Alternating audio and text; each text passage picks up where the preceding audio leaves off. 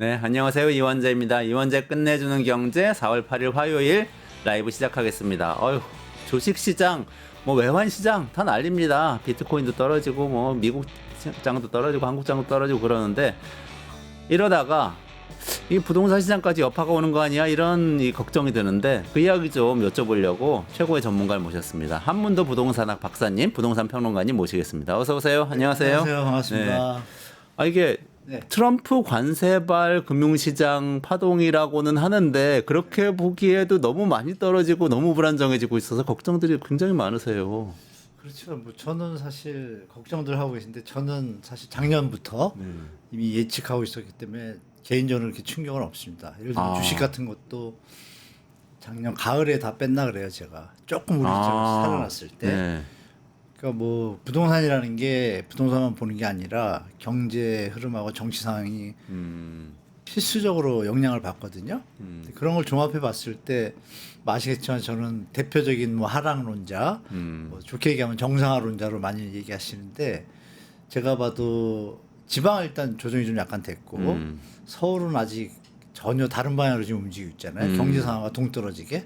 그건 이제 정책 효과가 좀 있는데 지금 말씀하신 경제에서 주식이고 환율이고 이걸 봤을 때 그러면 예전처럼 대출 정책 이것이 받쳐줘서 부동산 시장 유지를 할 수 있을까 봤을 때 작년 재작년은 조금 받쳐줬지만 올해는 좀 일찍 끝날 것 같아요.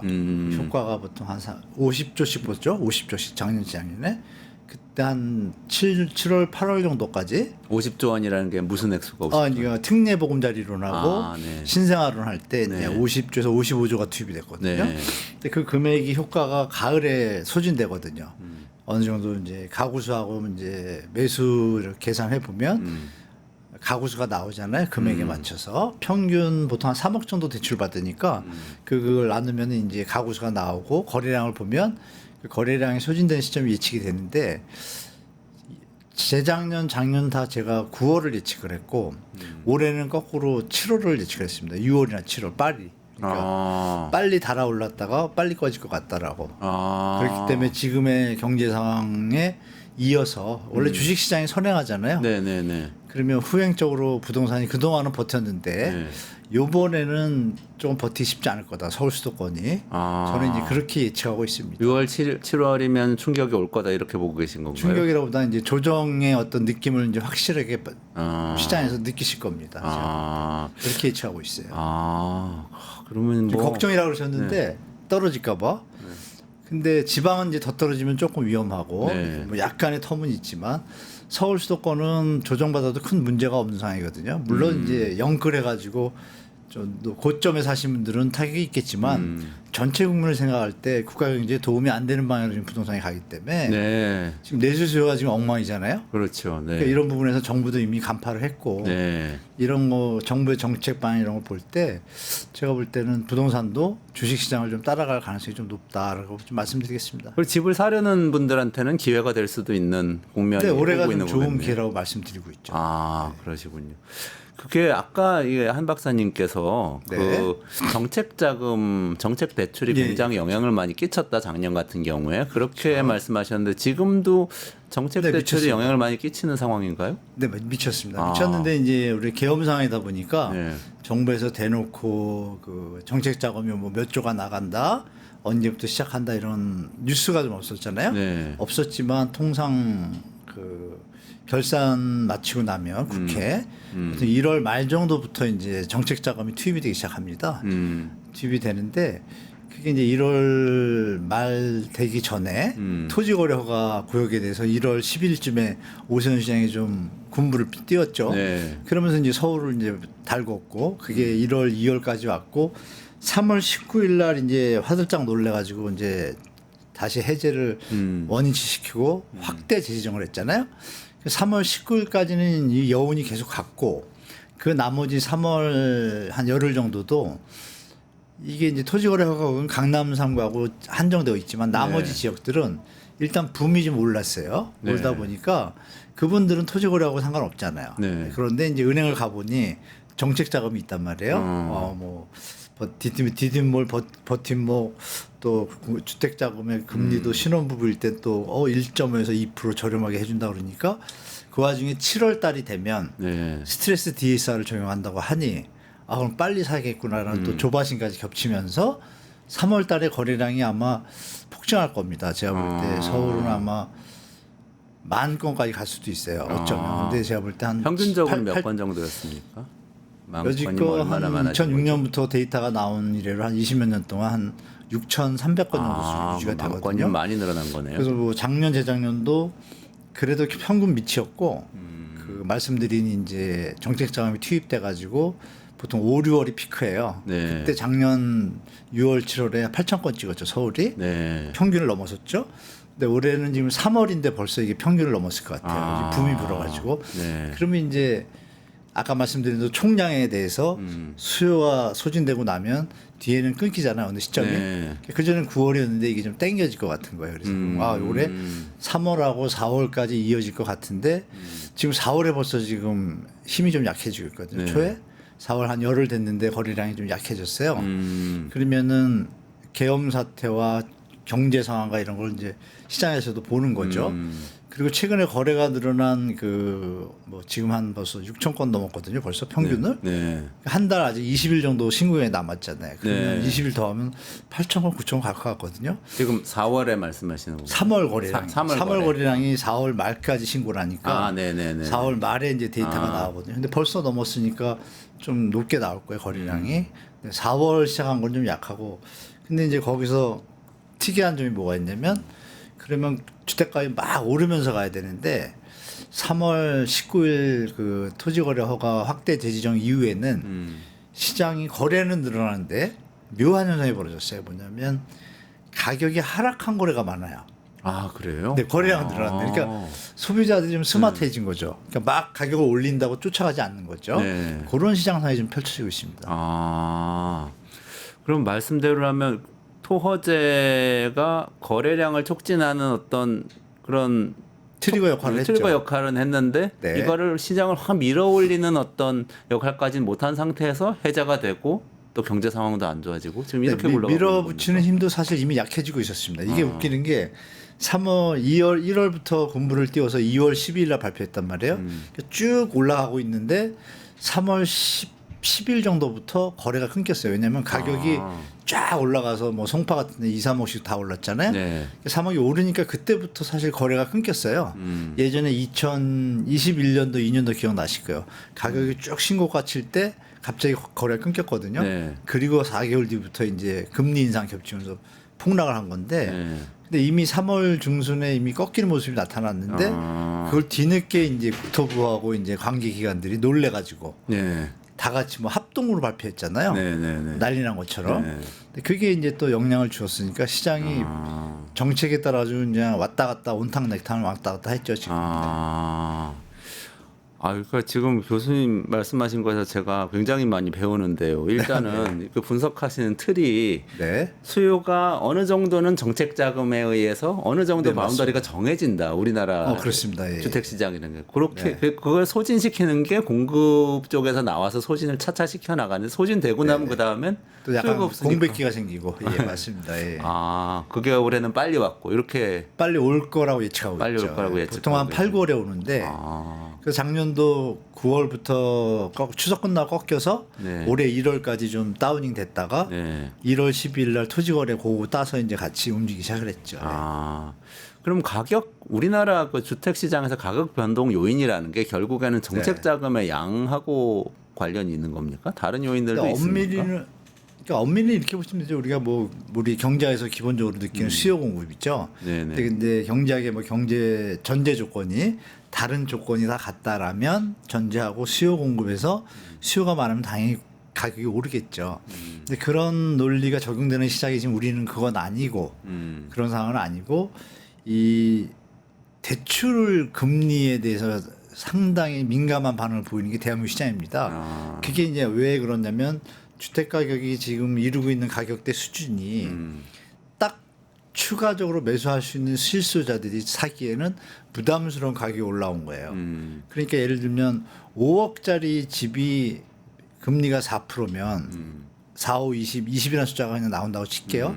그러면 금리가 2%래도 10억짜리면 똑같이 20이 나오죠, 숫자가. 네. 근데 가격이 이게 올라간 거예요. 10억까지 지금. 네. 뭐 4, 5년 사이에 올랐잖아요. 네, 네. 그러니까 올랐으니까 금리가 내려가도 2% 갖고는 안 되니까 수요가 안 붙는데 정부에서 1%부터 시작하잖아요. 네. 그러니까 이 수요들이 붙어지니까 거래량이 예전하고 다른 모습은 뭐 예를 들어서 좀 저렴한 가격대, 중간대, 고가 이렇게 있으면 네.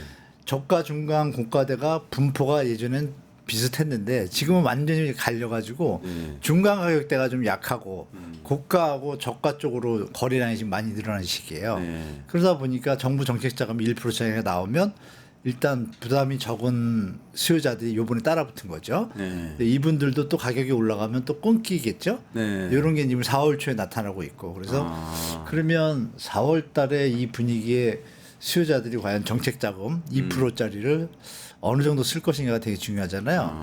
근데 아직 예산은 좀 있거든요. 네, 네, 네. 있음에도 가격이 너무 높으면 네. 말씀드린 대로 가격이 너무 높으면 2%라도 버거울 수 있잖아요. 그렇죠. 이런 부분에서 시장이 움직일 텐데 제가 볼 땐 조정받는 시장, 노도강 이런 데들은 거래가 많을 거고 네. 조정을 받아주니까 부담이 덜하잖아요. 그러나 이제 강남 3구나 마양성 같은 경우에는 이 갈아타기 하는 수요도 이미 어느 정도 소진된 것 같고 추세적으로 밀어올리는 힘은 약할 것 같아요. 그래서 말씀드렸던 대로 한 6월 말 이 정도 되면 이제 시장 변화가 좀 나타날 거다라고 보고 있죠.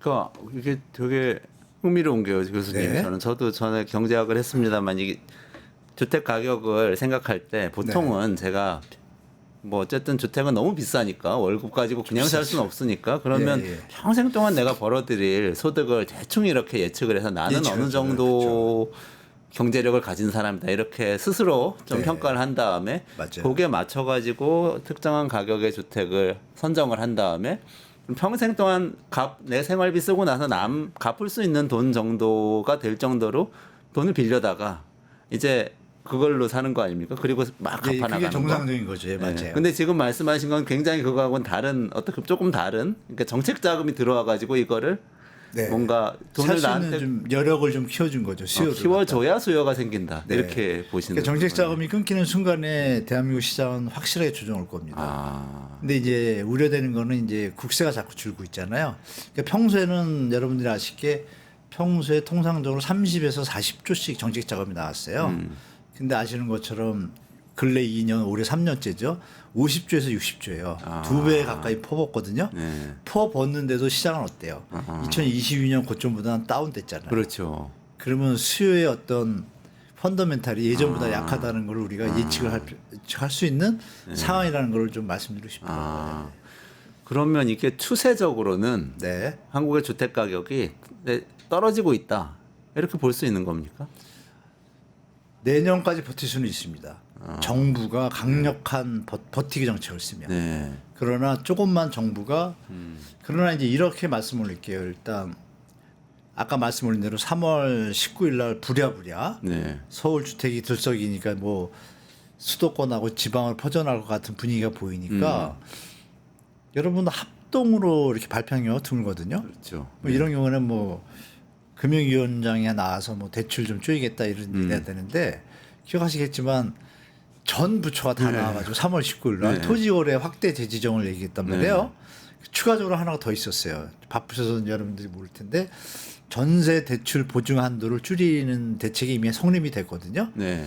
그러니까 지금 예를 들면 5억짜리 주택이면 이 80% 범위에서 100% 보증을 써요. 쉽게 말하면 5억이면 8%니까 5, 8, 4억이잖아요. 네네. 이거를 갖다가 허그에서 보증 한도를 대출을 보증을 서주기 때문에 은행에서 4억까지 대출이 되는데 네.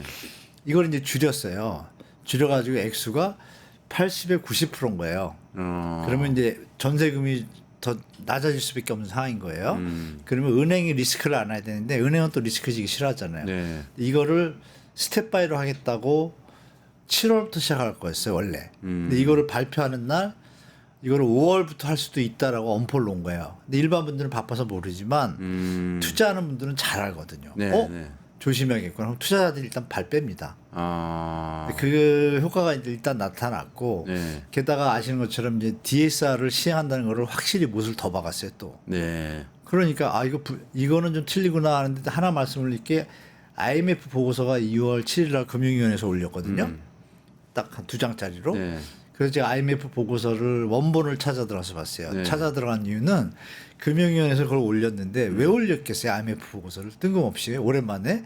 그렇군요. 그래서 보니까 내용이 좀 이거 좀 민감하더라고요. 그래서 맨 밑에 뭐라고 돼 있냐면 나머지 자세한 내용은 IMF 원본을 참조하기 바랍니다. 이게 있더라고요. 네. 그래서 또 들어가서 봤죠. 네. 봤더니 여러분들도 한번 보시기 바래요. IMF 거기 들어가시면 한국에 대해서 이렇게 보고서가 자주 나오긴 했지만 보통 이제 통체적인 데서 2-3페이지나 5페이지 이렇게 나오거든요. 근데 제가 아는 한 20년 사이에 한국에 대해서 30페이지 이상 보고서가 나온 거 처음이에요. 이게. 그래요. 총체적으로 나왔더라고요. 그리고 거기에 한국의 경제 상황은 물론 부채 상황, 기업 상황 이런 게 다 정리가 돼 있고 정부가 국제결제은행이나 IMF랑 협의한 내용들 그런 것들에 대한 서로 상호 협약에 대한 어떤 방향성이 다 정리가 돼 있어요. 근데 거기에 이제 여러 가지 중에 28번 장으로 제가 기억하는데 마지막이 IMF에서 아예 딱 집어가지고 전세라는 용어를 넣었어요. 전세, JON 영어로 넣어가지고. 그래요. 그게 아마 옥스퍼드에 올라갈 겁니다. 김치 재벌 다음에 올라갈 것 같은데 네. 전세 롤 우리는 전세 만기라고 그러잖아요. 네, 그러니까 네, 롤 네. 오버잖아요. 영어로는. 네, 네, 네. 전세 영어로 딱 써 있고 롤 오버 리스크 모니터링을 딱 박아놨어요. 그래서 제가 좀 고민을 했죠. 가만있어 전세 만기에 대해서 우리가 리스크가 있나? 왜 있지? 근데 관리하라는 형태더라고요. 이렇게 보니까 전세 대출 금액이 금리가 올라가거나 변동성이 있을 때 갑자기 사람들이 빠져나가면 역전세를 예전에는 우리가 정부에서 금융기관을 통원해 가지고 임대인 대출을 줬지만 이게 네. 시스템이 비정상적이라고 판단한 것 같아요. IMF에서 리스크가 있다라고. 네, 네, 네. 그거에 대해서 권고를 강하게 했더라고요. 그거가 나오자마자 불과 한 2주 있다가 네. 최상목 땡이 그 얘기를 합니다. 가계부채는 10% 5년 안에 줄이고 전세대출 보증 한도를 줄인다 이게 딱 통과됩니다. 근데 그게 이제 바쁘셔서 모르겠지만 저는 이제 느끼는 거죠. 네. 그러면 IMF하고 일단 협의가 다 끝났구나. 우리 가계부채가 민감하다는 거를 심각하다는 거를 이미 인지했고 내수가 지금 계속 줄잖아요. 이 현상이 이미 예견된 거기 때문에 더 이상 방치했다가는 다른 나라들 부동산 버블처럼 크게 충격이 올 수 있으니 정부도 인정을 한 것 같아요. 그래서 이제 그게 총체적으로 진행되기 때문에 제가 볼 땐 말씀드린 대로 7월이면 정부가 진짜 이상한 짓 하지 않는 한은 이제 조정 국면으로 시작되지 않을까라고 보고 있는 거죠. 아까 말씀하신 전세 보증 한도 조정이 시작되면 그러면 갭 투자하는 사람들한테 부담이 좀 늘죠. 리스크가 커진다고 보는 건가요? 현재 투자할 사람은 리스크가 조금 더 늘어나는 거고요. 돈이 더 들어가야 되니까 현재 운영하고 있는 분도 리스크가 있습니다. 왜냐하면 어떻게 전세금을 빼줘야 되잖아요. 그만큼 한도가 없어지니까. 그러면 만기가 되고 나서 갱신 계약을 할 때 예전에는 4억에 대해서 보증 한도가 100%가 됐는데 이게 안 될 수가 있잖아요. 그러면 고단 차액만큼 돈을 내줘야 되잖아요. 이런 부분이 미세하게 시장에는 하방 압력이 되겠죠. 그러면 만약에 10개를 가지고 있는 분이다 그러면 하나를 정리해서 나머지 그 빈 부분을 메꾸려면 하나가 매물로 나오잖아요. 그럼 매물 증가로 이어질 수 있고 뭐 이런 것들이 시장에 조금씩 스며들겠죠. 다주택 갭 투자하는 분들의 경우에는 좀 정리를 하면서 네, 월세인 분들은 상관없지만 전세인 분들은 부담이 되죠. 왜냐하면 10집인데 10집마다 다 얼마씩 내줘야 되잖아요. 근데 목돈이 없으면 부담되잖아요. 아니면 전세값이 올라가야 되는데 전세값이 오르려면 여러분도 아시지만 전세 대출이 늘지 않는 한 오를 수 없잖아요. 지금 상황에서 정부에서 전세 대출 늘리면 정말 욕 먹죠. 전세 대출이 주택가에 올린 걸 다 아니까. 그런 상황이니까 함부로 못 움직이니까 정부가 쓸 수 있는 정책은 이제 대출 쪽밖에는 없는 것 같은데 그 부분에서 전세 대출은 건드리기가 힘들고 전세 사기도 많이 났잖아요. 그러니까 여기는 건들기 힘들고 주담대에서만 손을 댈 수 있는데 그것도 아까 말씀드린 IMF나 이쪽하고 좀 얘기된 게 있다 보니까 막 못 올리고 뭐 이런 것들이 예전 같으면 시장이 좀 죽는 것 같으면은 대출 풀면 되거든요. 근데 그게 이제 여력이 예전보다 약해진 거죠. 그러네요. 거시경제 상황이 또 이렇게 트럼프의 관세 이런 것 때문에 막 흔들리고 그러면은 신용등급에 영향을 줄 수도 있고 그런 거 신경 쓰면서 또 가계대출 그 비율을 가계부채 비율을 조정을 해야 되고 그러면 어쨌든 이 대출을 정부로서는 줄여갈 텐데 그러면 이제 수요자들 입장에서는 말씀을 이렇게 하는 어려운 거죠. 뭐 서민들 집 어떻게 사냐 말이죠. 물론 친시장 언론은 이렇게 나오겠죠. 서민들 집 사라는 거 맞냐, 뭐 집 사는 길을 왜 막냐, 대출을 왜 막냐 이렇게 막 나오겠지만 정부가 거기에 지금 흔들릴 상황이 아니라는 거죠. 금융당국도 마찬가지로 그 상황을 알기 때문에 예전처럼 막 그렇게 하면 언론들이 그러면 그러면 두 가지가 있죠. 대출이 없으면 집값은 답이 없구나라는 거 판단하게 되는 거고 시장이. 네. 근데 그게 충격으로 올 수도 있잖아요. 그럼 그걸 완화를 하는 역할을 해야 되니까 시그널은 줘야겠죠. 그러나 실수자들한테 해주겠다 이런 편으로 네. 이렇게 유지할 뿐이지 예전처럼 푹 풀어주거나 이럴 상황이 전혀 안 되는 경제 상황. 이게 이제 부동산 시장에는 예전 같은 그 장밋빛 시장은 지금 일시적으로 터졌지만 이게 강남 3구니까 가능했던 거고 수요가 많으니까 나머지 일반적인 시장에다가 강남 3구나 마영성 일부 시장을 일반화시키는 거는 오류입니다. 제가 볼 때. 절대 그렇게 판단하는 게 좋을 것 같아요. 조금 나눠서 보면은 어떻게 전망하세요? 지금 말씀하신 서울이요? 그럼 이렇게 볼 수 있겠죠. 서울 수도권에서 서울 수도권하고 지방부터 먼저 나누면 지방은 지금 입주 물량들이 소화가 안 되고 있습니다. 안 되고 있고 미분양 할인을 하는데도 수준이 잘 안 되고 있어요. 그래서 이게 올해까지는 계속 이어질 겁니다. 경제가 살아나거나 말씀드린 정부의 대책이 조금 투자할 수 있는 환경이라든지 내 집 마련할 수 있는 환경이 확대가 돼야 되는데 지금 그 분위기는 아니고 그나마 다행인 거는 7월에 DSR 스트레스 DSR 1.5% 가산을 하게 되면 금리를 아마 어쩌면 한 번 더 내릴 텐데 2.5더라도 1.5를 더하면 4%가 되잖아요. 네. 그러니까 대출 금리가 쉽게 안 낮아지는 거죠. 네. 그럼 지방은 진짜 답이 없잖아요. 그래서 이미 IMF 아까 말씀드린 보고서 내용에 이미 거기서 지방의 상황을 이미 다 얘기한 것 같아요. 연례 협의 때 얘기를 해가지고 지방에는 좀 특별하게 투트랙으로 차별화 전략으로 DSR을 갖다 100% 적용 안 하고 조금 다운해서 적용하겠다라고 IMF에 던졌고 IMF도 그거는 차지불 뭐 해가 체인지 해가지고 인정한 상태예요. 이거는 인정하는데 서울 수도권까지 DSR을 적용 안 하는 거는 안 된다라는 논조예요. 그러면 이제 시장이 좀 예측이 됐죠. 그러면 이렇게 보셔야 돼. 그 토지거래 허가에 대해서 이게 기존에 집을 샀던 분들이 털고 나오는 그 타임을 갖다 오세훈 시장이 준 거 아니냐라는 비판도 있어요. 사실 그런 영향도 살짝 있죠. 언론에서 갑자기 동시에 다발적으로 띄워주고 빠져나갔잖아요. 그러면 여기서 사시는 분들의 거래 숫자가 말씀드린 희소성 때문에 이제 사신 분도 있지만 올인한 분도 가끔 계시거든요. 가끔 가다 보면 일부분은 진짜 올인 자기 뭐 대출 다 하고 이러고 뭐 이래가지고 사시는 분도 계신데 그건 이제 위험한 상황인 거죠 지금은. 그런 상태라서 지금 수도권하고 서울은 분명히 DSR 적용이 다를 거다. 그렇다면 지방은 더 다운되기는 조금 좀 방어 역할을 할 수 있는 게 있고 그럼에도 입주 물량이 많아서 조금의 조정폭의 어떤 이게 좀 남아 있습니다.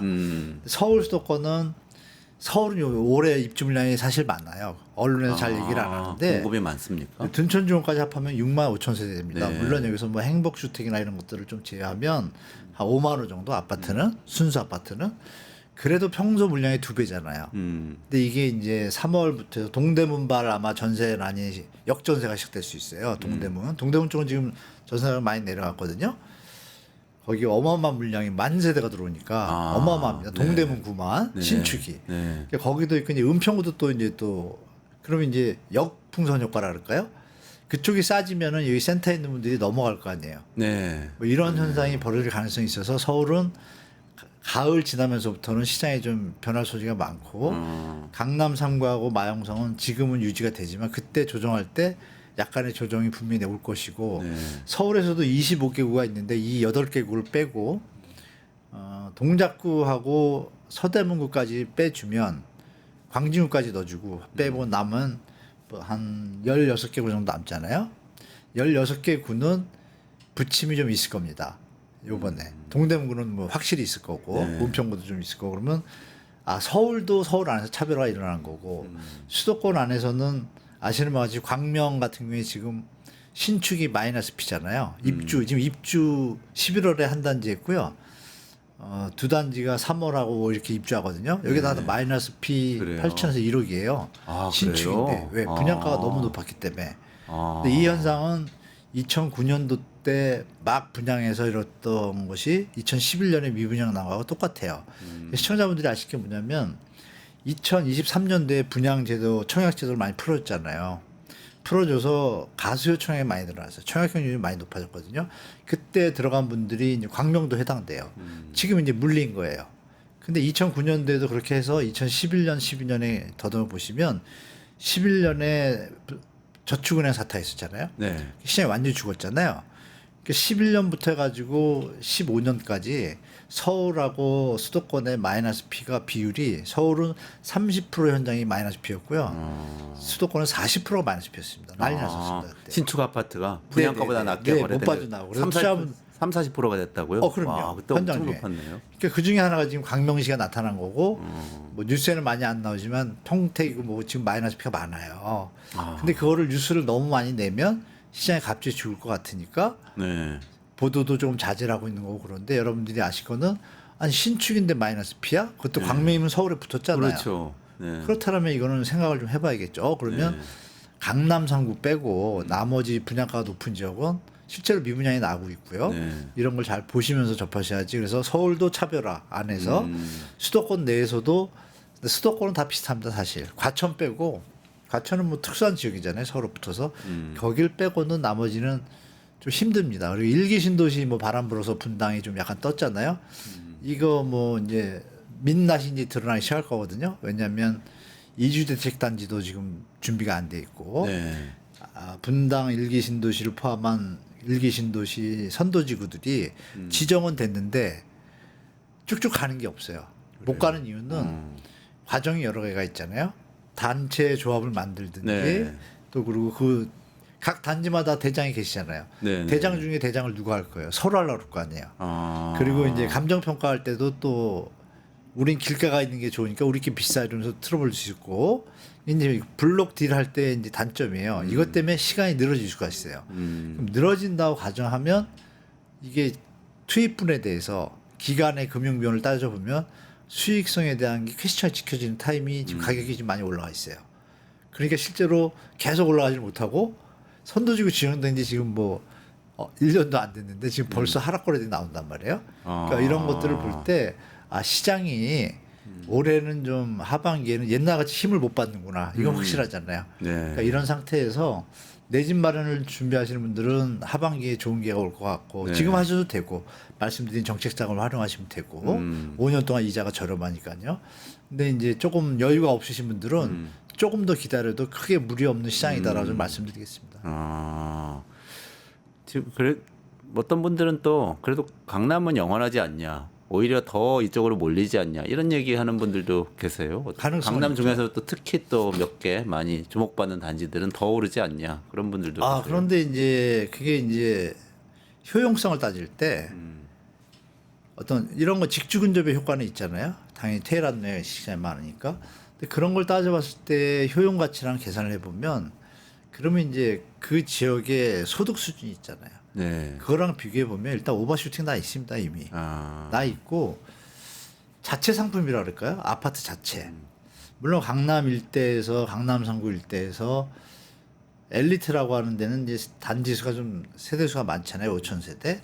그리고 둔촌중호가 헬리오시티 요 5개가 이제 단지 수가 좀 세대 수가 많은 지역인데 나머지들은 다 천이 많잖아요. 그리고 요 최근에 반포 쪽에 이제 뭐 원벨리나 이런 데들이 하고 개포하고 그러면 대단지들만 위주로 지금 이게 강세를 보이는 거예요. 근데 대단지도 여러분들이 잘 아실 게 최근에 입주한 뭐 원벨리, 개포, 프레지던트라든지 이쪽은 최신 커뮤니티잖아요. 그런데 송파구는 제가 오버슈팅 됐다고 느끼는 게 뭐냐면 거긴 2007, 8년도 입주한 아파트예요. 그 우리 시세 말하는 얼죽신 따지면서 10년 넘으면 구축 취급하잖아요. 그럼 계산해 보세요. 17년, 18년 됐어요. 아파트가. 그러면 노신도시처럼 보면 20년 지나면 새로 지어야 된다면 부시고 그런 개념에서 보시면 그게 얼마나 예전 아파트인지는 아셔야 된다는 거죠. 그러면 여러분들이 이렇게 겉으로 보고 효용성과 실제 가치의 어떤 가치보다 투자와 시세 차익을 노리는 어떤 분들 그분들까지 가세하다 보니까 얘가 지금 오버슈팅 돼 있다고 봐요 저는. 그래서 조금은 너무 올라간 곳들은 아주 신축은 제가 뭐라고 말할 수 없어요. 왜냐하면 수요가 있기 때문에 그래도 간간이 있으면 그게 이제 상한가를 주식으로 말하면 상한가 고점이 돼가지고 네. 그걸 이제 유지하려는 속성이 있잖아요. 네. 특별한 경제 위기가 오는 한. 그런데 이제 이것들도 제가 보니까 거의 꼭지에 갔기 때문에 네. 예전보다 신고가 뉴스가 거의 없잖아요. 그렇죠. 그거 확실하죠. 네, 네, 그렇다면 아까 말씀 올린 7월에 그런 분위기가 왔을 때 과연 그러면 강남이 버틸 것이냐 계속 네. 혼자 올라갈까요? 두개청청? 그거는 조금 퀘스천인 것 네. 같아요. 제가 그렇게 말씀드리겠습니다. 아, 알겠습니다. 마지막으로요. 그러면 조금 실용적으로 올해 뭐 서울 수도권에서 주택을 팔거나 사거나 하려는 좀 생각을 갖고 계신 분들 같은 경우에 타이밍이나 아니면은 또 뭐 어떤 계기가 생기면은 좀 결행하는 게 좋겠다. 이런 조언을 좀 주시면 어떨까요? 일단 매도자분부터 말씀드리면 일시적 2주택자이신 분들이 많으실 거예요. 이분 숫자가 아시겠지만 3년이 지나야 뭐 일시적 2주택자분들은 아실 거예요. 내가 이 집을 사고 있는데 한 집을 샀어요. 그리고 3년 안에 먼저 집을 팔지 않으면은 양도세를 세금을 맞습니다. 네. 비과세 요건을 가지고 투자한 분들이 많아요 지금. 뭐 공무원도 하고 다 합니다. 이거 뭐 정부만 모르는 척 하고 있는 것 같아요. 근데 그걸 가지고 하는데 그분들이 3년이 안 되면 못 팔잖아요. 그러니까 1가구 2주택 뭐 약간 유예를 해주는데 일시적 2주택, 일시적 2주택 양도세 비과세. 해주는데 일시적 그 2주택. 기간을 이용해서 이제 3년 재테크를 한다 이 말씀이시죠. 그걸 많이 하고 계신데 그분들이 벌써 올해 제가 연말에 계산했을 때 400만 가구예요. 아, 그분들이 말이 양도세 비과세 일시적 1가구 2주택이지 투기 세력이에요. 제가 볼 때 냉정히 보면 네. 그분들 중에 처음 사신 분들은 이해하지만 네. 세네 번째 하는 사람들 많아요. 그걸 이용해 악용하는 거죠. 자기 자본시세 차익으로. 그러니까 정부가 그 빈틈을 만들어 놓은 법조항이 있습니다. 그래서 그걸 문재인 정부 때 그 기간을 줄였어요. 2년으로. 네. 그러니까 주택 시장이 약간 다운됐어요. 그것 때문에. 아, 그러니까 그 3년이라는 텀이 생각해 보세요. 질병이나 이사나 학업으로 이사를 갔는데 3년 동안 집을 못 팔까요? 이상하잖아요. 그렇죠. 그 틈이 있는데 이게 아마 새로운 정부가 오면 이거 손댈 수도 있거든요. 네. 왜냐하면 전 정부에서 이미 했기 때문에 새로운 정부가 만약에 민주당 야당이 될 가능성이 좀 있는데 네. 되면 손을 댈 수도 있어요. 주택가격 잡으려면. 근데 이 정부도 만약에 잡을 생각이 없다라면 네. 또 풀어놓겠죠. 네. 뭐 그런데 제가 볼 때 그 부분에 대해서는 저도 문제점을 계속 제공하기 때문에 그 부분에 대해서 손에 타치가 오게 되면 그분들 매도자들 입장에서는 이미 느끼고 있을 거예요. 네. 그렇기 때문에 3년이 된 분들은 지금 3년 안 된 분들은 다행인데 지금 매물이 원래 한 작년 가을 겨울에 매물이 서울이 역대 매물 9만 5천 건 찍었거든요. 11월 달에. 네. 근데 이게 토지거래허가 붐이 불면서 8만 8천 건으로 거래가 1, 2만 개가 됐는데도 1만 개가 줄었어요. 그럼 많이 준 거잖아요. 갑자기 짧은 시간에. 근데 이분들이 지금 3년이 되는 안에 버티고 있는 거거든요. 네. 이분들이 만약에 쉽게 말하면 매물량이 늘어나는 시점 네. 그게 만약에 6, 7월에 나타난다. 네. 이러면 이제 때가 늦은 거예요. 그때는 7월이면 시장이 좀 다운될 수 있으니까 그분들은 제가 볼 때 차라리 요즘 그래도 좀 매기가 살아있는 이때 조금 차익을 줄이더라도 매도하시는 게 훨씬 안전하다고 좀 말씀드릴게요. 네. 우리가 차익이 나면 그걸 뭐라 그러죠? 손익? 손절 손익처럼 주식에서 네. 손익을 취하는 게 맞는데 욕심이 많으면 꼭 물려요. 네. 그걸 좀 말씀드리고 싶고 다주택자 중에 이제 뭐 10개, 뭐 10개, 20개 이렇게 갖고 계신데 말씀드렸던 전세 보증 그 한도가 이제 축소가 되니까 레버리지가 풀로 쓰고 있는 분들은 빨리 지금 자산 관리 하셔야 됩니다. 긴축 네. 들어가야 되겠죠. 그래야 안전하잖아요. 네. 잘못하면 한번 물리면 이게 걷잡을 수 없어서 그렇죠. 다 날립니다. 경매를 다 뺏깁니다. 네. 그런 경우를 제가 예전에도 많이 봤기 때문에 조금 과다하게 레버리지가 있으면 정리하셔야 되고 네. 월세 가지신 분들은 그냥 계속 가시면 되고 그러면 이제 매수자 입장에서는 어떻게 보면 매수 우위 시장으로 이제 좀 바뀔 거거든요. 지금 네. 이제 매도 우위로 가려고 그러다가 멈췄잖아요. 네. 그럼 이 상태에서 지방은 매수 우위입니다. 영원히. 영원이라는 게 올해 한 해 한해서. 근데 서울은 이제 지금부터 4월, 5월까지는 매도 우위가 될 수 있어요. 네. 신혼부부들이 좀 찾는 철이니까. 그 여름으로 가면 비수기잖아요. 또 비수기고 가을 맞이해서 펌핑할 타임인데 원래 부동산이 말씀 올린 것처럼 전세 보증 한도에다가 스트레스 DSR 적용되기 때문에 시장이 약간 다운될 거라고요. 이 부분에서 매수자분들은 다운되는 걸 기다렸다가 충분히 조금 언론에서 막 하더라도 가을 정도에 이제 신도시 분양이 좀 들어올 거예요. 정권이 바뀌면 분명히 3기 신도시가 분양을 안 했잖아요. 그동안 네네네. 물량이 30만 채 가까운데 지금 2만 채밖에 안 했습니다. 지금 세월이 이렇게 흘렀는데 윤석열 정부도 들어와서 270만 원 분양한다 그럴 때 다 한다 그랬지 안 하잖아요. 건설회사 PF 문제 때문에. 이게 공공이 들어가면 기존 현장이 죽잖아요. 네. 그러니까 이게 양쪽에서 지금 딜레마에 빠진 거예요. 정부가. 근데 이미 그러면 방향성은 정해졌잖아요. IMF 보고서에서도 구조조정 하라고 했고 최근에 이복형 금감원장이 사표냈잖아요. 네네네. 사표냈다 거둬들였잖아요. 네. 거기에 또 깊은 믿거나 말거나 비하인드가 있습니다. PF 구조조정이 진도가 안 나오고 있거든요. 그럼 나중에 크게 터질 수도 있잖아요. 그러면 본인 책임이 되니까. 네, 태형 터질 때 뭐라 그랬어요? 앞으로 완벽하게 했다 그랬잖아요. 네. 근데 그 뒤로 뭐예요? 신동아 뻑, 벽산 뻑, 금호 아슬아슬 계속 이게 나오잖아요. 이게 뭐냐면 IMF 때도 우리 터질 때 아무 걱정 없다 그랬잖아요. 네. 그런 면에서 우리 시청자분들도 아시지만 지금 계속 펌핑해서 올라왔잖아요. 네.